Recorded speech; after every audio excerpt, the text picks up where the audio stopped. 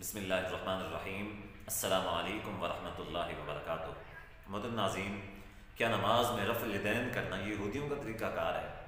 کیونکہ ہم رفع الیدین کرتے ہیں الحمدللہ، جو اہل الحدیث ہیں، اور جو بریلوی حضرات ہیں وہ رفع الیدین نہیں کرتے، اور ہم ان کو حوالے کے طور پہ بتاتے ہیں کہ شیخ عبدالقادر جیلانی رحمہ اللہ، جن کی نام کی آپ لوگ گیارہویاں کھاتے ہیں، جن کو آپ غوث پاک کہتے ہیں، مشکل کشا حاجت روا مانتے ہیں، وہ رفع الیدین کیا کرتے تھے، تو تم لوگ کیوں نہیں کرتے ہو؟ تو اس کے جواب میں ایک مولوی صاحب کیا کہتے ہیں، ذرا سماعت فرمائیں۔ غوث پاک فرماتے ہیں اللہ کو دیکھا تھا، یہ کہتے ہیں نہیں دیکھا۔ سرکار غوث پاک فرماتے ہیں پیچھے فاتحہ نہیں پڑھنی، یہ کہتے ہیں ہم نے پڑھنی ہے۔ وہ فرماتے ہیں تراویحاں 20 پڑھو، یہ کہتے ہیں نہیں ہم 8 پڑھیں گے۔ پھر بھی کہتے ہیں ہم غوث پاک کا رفع یدین بڑا مانتے ہیں، بڑا ہی مانتے ہیں۔ اللہ قرآن میں فرماتا ہے فَتُؤْمِنُونَ بِبَعْضِ الْكِتَابِ وَتَكْفُرُونَ بِبَعْضٍ۔ یہودی ایسے ہی کرتے تھے، جو بات ان کے فرقے کی ہوتی اس کو مان لیتے، جو فرقے کی نہ ہوتی اس کو نہ مانتے۔ مولوی صاحب فرماتے ہیں کہ یہ تو یہودیوں والی بات ہے کہ تم شیخ صاحب رحمہ اللہ جو ہیں، شیخ عبدالقادر جیلانی رحمہ اللہ کی بعض باتوں کو مانتے ہو، بعض باتوں کا انکار کرتے ہو، تو یہ تو یہودیوں والی بات ہے۔ قرآن مجید میں اس کی دلیل موجود ہے، افتؤمنون ببعض الکتاب وتکفرون ببعض، کہ یہودی بعض کتاب کا اقرار کرتے تھے اور بعض کتاب کا انکار کرتے تھے۔ یہ جو تمہارا کام ہے یہ یہودیوں والا ہے۔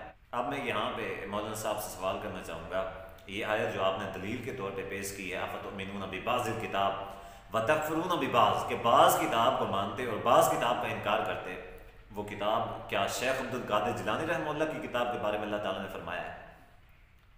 اور بھائی یہ جو اللہ تعالیٰ نے افتؤمنون ببعض الکتاب وتکفرون ببعض کہا ہے، یہ تو اللہ کی کتاب کے بارے میں کہا ہے کہ وہ اللہ کی کتاب کے بارے میں ایسا کرتے تھے کہ جو باتیں ان کے دل میں آتی، من میں آتی، ان کو مان لیا کرتے تھے، اور جو باتیں من میں نہ آتی ان پر گراں گزرتی ان کا انکار کر دیا کرتے تھے۔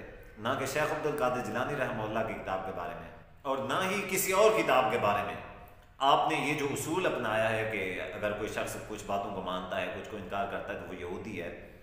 تو میں کتاب لکھتا ہوں، مثال کے طور پہ کسی بھی عنوان پہ کتاب لکھتا ہوں، تو مجھے یقین ہے کہ آپ اس میں سے کچھ باتوں کا ضرور اتفاق کریں گے، کیونکہ ہم مسلمان ہیں، ہمارا اللہ ایک ہے، رسول ایک ہے، کلمہ ایک ہے، نماز وغیرہ کئی ساری چیزیں ہیں جو ہماری مشابہت ہے، آخر ہم مسلمان ہیں، تو کافی ساری چیزوں میں مشابہت ہے۔ تو مجھے یقین ہے کہ آپ کچھ باتوں پہ ضرور بضرور اتفاق کریں گے، اور کچھ باتوں پہ آپ نے انکار بھی کرنا ہے، ان کو آپ نے رد بھی کرنا ہے۔ تو کیا اس کا یہ مطلب ہوا کہ افتؤمنون ببعض الکتاب وتکفرون ببعض، کہ آپ یہودی ہو جائیں گے پھر، یا یہ یہودیوں والا کام ہوگا؟ چلیں 1 منٹ کے لیے آپ کا اصول لے لیتے ہیں۔ آپ نے جو فرمایا ہے کہ ہم اگر شیخ عبدالقادر جیلانی رحمہ اللہ کی کچھ باتوں کو مانتے ہیں اور کچھ کا انکار کرتے ہیں تو ہم یہودیوں والا کام کر رہے ہیں۔ اگر اسی زاویے سے دیکھا جائے، اگر اسی ترازو کے ساتھ تولا جائے، تو آپ تو پھر زیادہ یہودیوں والے کام کر رہے ہیں، کیونکہ ہماری جو موافقت ہے شیخ عبدالقادر جیلانی رحمہ اللہ کے ساتھ زیادہ ہے، اور آپ لوگوں کا جو مخالفت ہے وہ زیادہ ہے۔ مثال کے طور پہ آپ نے کئی ساری مثالیں پیش کی ہیں کہ وہ شیخ عبدالقادر جیلانی رحمہ اللہ وہ کام کرتے تھے اور ہم نہیں کرتے۔ اب آپ بھی تو کئی سارے ایسے کام کر رہے ہیں کہ جو شیخ عبدالقادر جیلانی رحمہ اللہ کے مسلک کے خلاف تھے۔ سب سے پہلی بات تو یہ ہے کہ وہ حنبلی تھے اور آپ لوگ حنفی ہیں۔ افتؤمنون ببعض الکتاب وتکفرون ببعض، آپ کے بقول شیخ عبدالقادر جیلانی رحمہ اللہ حنبلی تھے، امام احمد بن حنبل رحمہ اللہ کے مقلد تھے، جبکہ آپ امام ابو حنیفہ رحمہ اللہ کے مقلد ہیں۔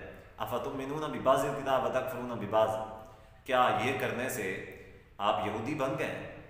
دوسری بات یہ ہے کہ شیخ عبدالقادر جیلانی رحمہ اللہ آپ پڑھیں، آپ ان کی کتاب ہدیۃ الطالبین پڑھیں، آپ نے شاید پڑھی ہے، یا توجہ سے پڑھیں۔ وہ مغرب سے پہلے 2 جو سنتیں ہیں، جو 2 رکعات ہیں، ان کے پڑھنے کے قائل تھے۔ آپ لوگ نہیں پڑھتے، فوراً اذان پڑھی، اذان پڑھنے کے بعد مخالفت میں آ کے آپ فوراً سے جماعت کھڑی کر لیتے ہیں۔ مخالفت میں آ کے میں کئی ساری مساجد میں، آپ لوگوں کی مساجد میں نماز پڑھتا رہا ہوں، اور بعض اوقات پڑھنے کا موقع ملتا ہے تو میں جاتا ہوں، جو ہی اذان ہوتی ہے وہ کھڑے ہو جاتے ہیں فوراً سے، حتیٰ کہ اذان کے بعد کی جو دعا ہوتی ہے وہ بھی نہیں پڑھتے، اذان سے بعد کی دعا بھی نہیں پڑھتے، اتنا وقفہ بھی نہیں دیتے وہ کہ اذان کے بعد کی دعا پڑھی جائے۔ تو شیخ عبد القادر جیلانی رحمہ اللہ تو مغرب سے پہلے 2 سنتوں کے قائل تھے.